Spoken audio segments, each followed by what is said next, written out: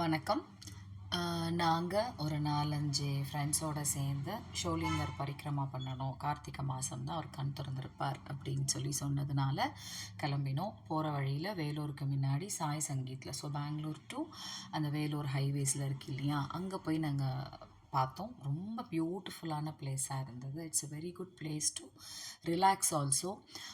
நிறைய இந்த பீங்காஞ்சாடி, நம்ம அந்த காலத்தில் பாட்டி காலத்தில் பார்த்த ஜாடிகள், ரொம்ப அழகான ஹேங்கிங்ஸ், ரொம்ப இனிமையான நாதம் வரக்கூடிய ஹேங்கிங்ஸ், வீட்டுக்கே ஒரு பாசிட்டிவ் வைப்ஸ் கொடுக்கக்கூடிய விஷயங்கள்.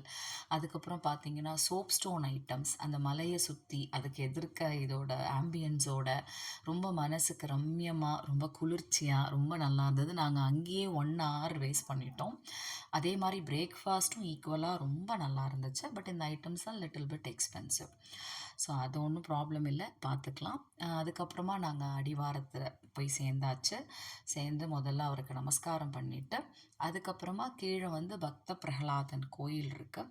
ஸோ அதுக்கு நாங்கள் போகணும். ஃபஸ்ட்டு இந்த மாதிரி தான் நீங்கள் துப்பட்டாலாம் உங்கள் பேக் பேக் வச்சு க்ளோஸ் பண்ணிக்கணும். தலையில் பூ கூட வச்சுக்க முடியாது. கையில் ஸ்டிக் ரொம்ப அவசியம். இல்லைனா நம்ம மூதாதையர்கள் வந்து நம்மளை ஒரு வழி பண்ணுவாங்க. ஸோ அதனால் வந்து நீங்கள் கையில் குச்சி வச்சுக்கிட்டிங்கன்னா தொந்தரவு கிடையாது. அவங்க பாட்டு அவங்க இருக்காங்க, நம்ம பாட்டை நம்ம போக வேண்டியது தான். But close everything, especially bags. அதுக்கப்புறமா பக்த பிரகலாதன் கோயிலில் உள்ள அவருடைய உருவ சிலை இருக்குது, அவருடைய பாதம் இருக்குது. ரொம்ப அருமையான கோயில். அந்த கோயிலில் அவரை பிரார்த்தனை பண்ணிக்கிட்டு அதுக்கப்புறமா அவரை வேண்டிட்டு நம்ம பரிக்கிரமாவை ஸ்டார்ட் பண்ணலாம்.